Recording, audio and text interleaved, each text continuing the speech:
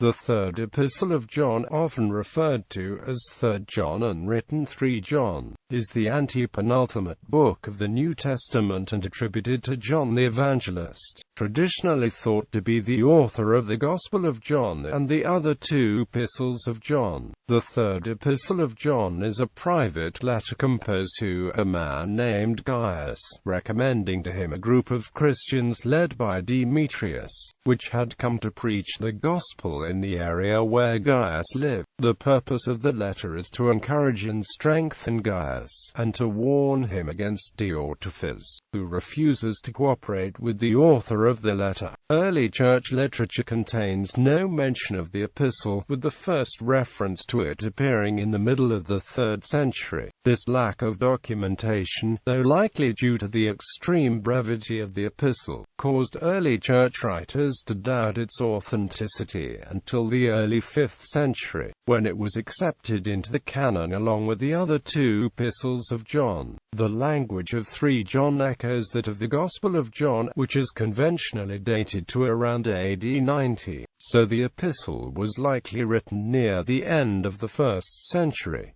Others contest this view, such as the scholar John A. T. Robinson, who dates 3 John to c. AD 60 to 65. The location of writing is unknown, but tradition places it in Ephesus. The epistle is found in many of the oldest New Testament manuscripts, and its text is free of major discrepancies or textual variants. Content: there is no doctrine laid out in 3 John, which is strictly a personal letter, but the overall theme is the importance of hospitality, especially when it comes to men who were working to spread the gospel. 3rd John is the shortest book of the Bible by word count. Though 2 John has fewer verses, it is the only New Testament book which does not contain the names Jesus or Christ.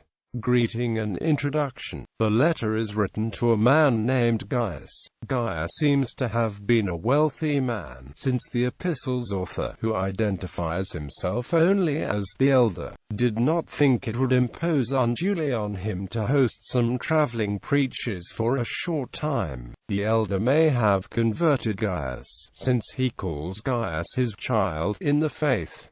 The Apostolic Constitution 7:46.9 records that Gaius was made Bishop of Pergamon, though there is no early support for this statement. The name Gaius occurs 3 other times in the New Testament. First, a Christian Gaius is mentioned in Macedonia as a traveling companion of Paul, along with Aristarchus. 1 chapter later, a Gaius from Derbe is named as one of Paul's 7 traveling companions who waited for him at Troas. Next, a Gaius is mentioned residing in Corinth as being one of only a few people who were baptized by Paul, who founded the church in that city. Lastly, a Gaius is referred to in a final greeting portion of the epistle to the Romans as Paul's host, and also host of the whole church, in whatever city Paul is writing from at the time.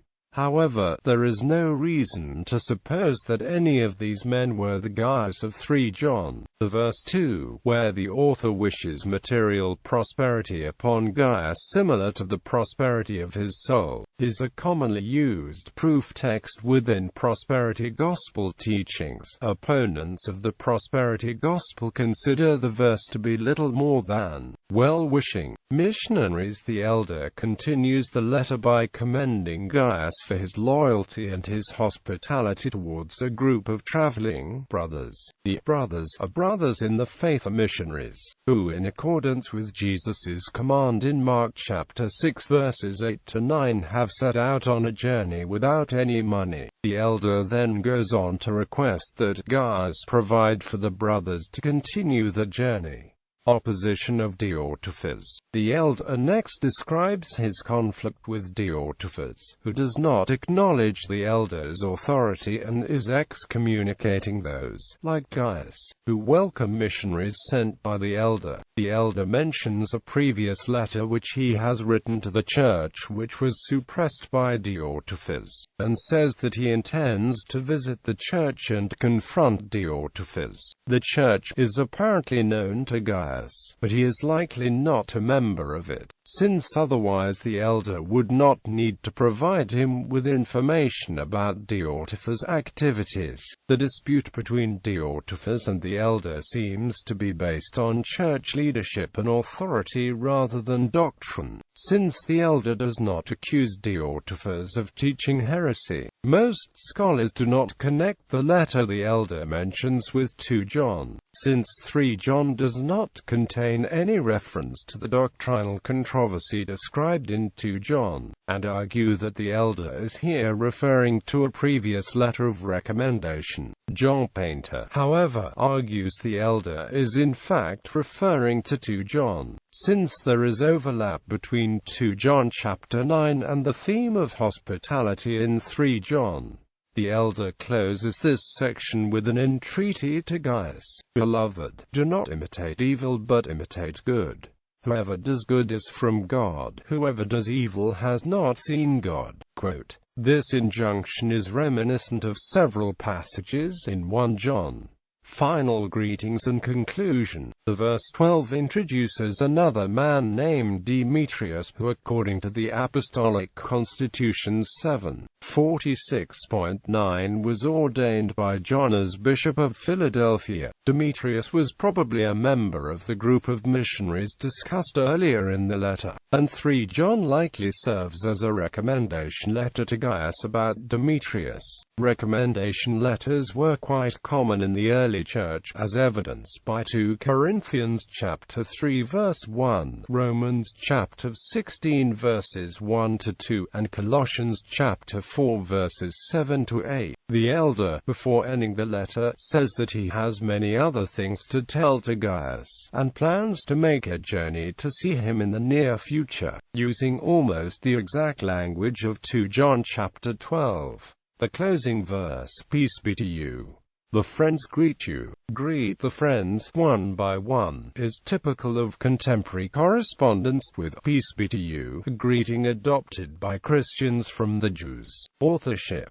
3 John was almost certainly written by the same author who wrote 2 John, and likely 1 John as well. This individual may have been John the Evangelist himself or someone else, perhaps John the Presbyter, though according to scholar C.H. Dodd, if we attempt to identify the anonymous author of these epistles with some known individual, we have little but surmise to go on. There are many similarities between 2 and 3 John. Both follow the format of other personal letters of the era. In both the author self-identifies as the presbyter, a term which literally means the elder, and both deal with themes of hospitality and conflict within the church. They are also extremely similar in length, probably because they were both written to fit on one papyrus sheet. 3 John is also linguistically similar to both 2 John and other Johannine works. Of 99 different words used, 21 are unimportant words like "and" or "the," leaving 78 significant words. 23 of these do not appear in 1 John of the Gospel of John, of which 4 are unique to 3 John, 1 is common to 2 and 3 John, and 2 are found in both 2 and 3 John as well as in other New Testament writings. Approximately 30% of the significant words in 3 John do not appear in 1 John of the Gospel, compared to 20% for 2 John. These considerations indicate a close affinity between 2 and 3 John, while 2 John is more strongly connected to 1 John, that is 3 John. A minority of scholars, however, argue against common authorship of 2 and 3 John, and Rudolf Bultmann held that 2 John was a forgery based on 3 John. If 3 John was written by John the Apostle, however, it is strange that Diotrephes would oppose him, since the apostles were highly respected in the early church. One possible alternative view of the epistle's authorship arises from a fragment written by Papias of Hierapolis and quoted by Eusebius, which mentions a man named the presbyter John. However, since nothing else is known of this individual, it is not possible to positively identify him as the author of 3 John. Date and location of writing. All 3 letters of John were likely written within a few years of each other, and internal evidence indicates that they were written after the Gospel of John, placing them in the second half of the 1st century. This dating makes sense given their allusions and opposition to Gnostic and Docetic teaching, which denied the full humanity of Jesus, and which was gaining ascendancy at the end of the 1st century. Dodd argues for a date between 96 to 110 AD, concluding from the absence of references to persecution in the letters that they were probably written after the harsh reign of the Roman Emperor Domitian, whose persecution of Christians seems to have prompted the writing of the Book of Revelation. Dodd notes, however, that they could have been written in the pre-Domitian era, which is likely if the author was a personal disciple of Jesus.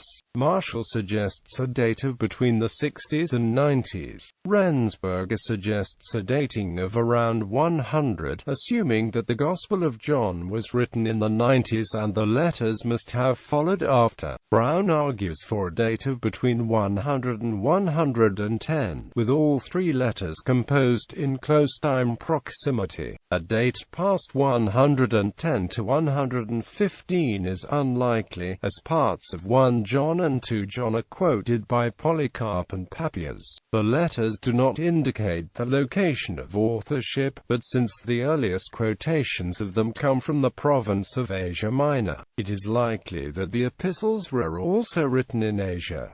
Church tradition typically places them in the city of Ephesus. Manuscripts 3 John is preserved in many of the old manuscripts of the New Testament. Of the Greek great uncial codices, Codices Sinaiticus, Alexandrinus, and Vaticanus contain all 3 Johannine epistles, while Codex Ephraemi contains 3 John chapters 3 to 15 along with 1 John chapter 1 verses 1 to 4. Codex Bezet, while missing most of the Catholic epistles, contains 3 John chapters 11 to 15 in Latin translation. In languages other than Greek, the Vulgate and the Sahadic, Armenian, Philoxenian, Syriac, and Ethiopic versions contain all 3 epistles. Between the different copies there are no major difficulties or differences, meaning that there is very little doubt over determining the original text. Canonical history. There are some doubtful similarities between passages in the Johannine epistles and the writings of Polycarp and Papias, but the earliest definitive references to the epistles come from the late 2nd century. Irenaeus in Adversus Heresies 3.16.8 quotes 2 John chapter 7 and 8, and in the next sentence 1 John chapter 4 verses 1, 2, but does not distinguish between 1 and 2 John. He does not quote from 3 John. The Muratorian canon seems to refer to 2 letters of John only, though it is possible to interpret it as referring to 3. 1 John is extensively cited by Tertullian, who died in 215, and Clement of Alexandria, in addition to quoting 1 John, wrote a commentary on 2 John in his Adumbrations. All 3 Johannine epistles were recognized by the 39th festal letter of Athanasius, the Synod of Hippo, and the Council of Carthage. Additionally, Didymus the Blind wrote a commentary on all 3 epistles, showing that by the early 5th century they were being considered as a single unit. The first reference to 3 John is in the middle of the 3rd century. Eusebius says that Origen knew of both 2 and 3 John. However, Origen is reported as saying, "All do not consider them genuine." Similarly, Dionysius of Alexandria, Origen's pupil, was aware of a reputed 2nd or 3rd Epistle of John. Also around this time 3 John is thought to have been known in North Africa, as it was referred to in the Sententia Episcoporum produced by the 7th Council of Carthage. There was doubt about the authority of 3 John. However, with Eusebius listing it and 2 John as disputed books, despite describing them as well-known and acknowledged by most. Although Eusebius believed the apostle read the Gospel and the epistles, it is likely that doubt about the fidelity of the author of 2 and 3 John was a factor in causing them to be disputed. By the end of the 4th century, the presbyter was thought to be a different person than the apostle John. This opinion, although reported by Jerome, was not held by all, as Jerome himself attributed the epistles to John the Apostle. One factor which helps explain the late attestation of 3 John and the doubts about its authority is the very short nature of the letter Early. Writers may simply not have had occasion to quote from it.